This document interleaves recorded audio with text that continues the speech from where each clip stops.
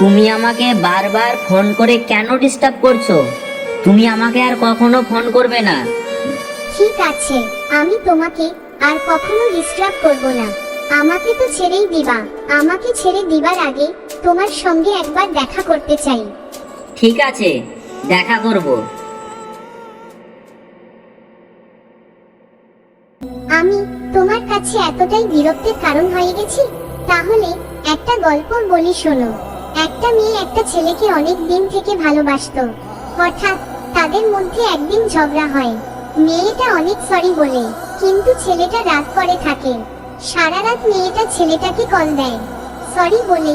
এইভাবে সকাল 10:30 বাজে। ছেলেটার ঘুম ভাঙে। মেয়েটার এসএমএস দেখে ছেলেটা সাথে সাথেই অনেক কল দেয় আর এসএমএস করে বলে, ঘুমিয়েছিলাম, সরি।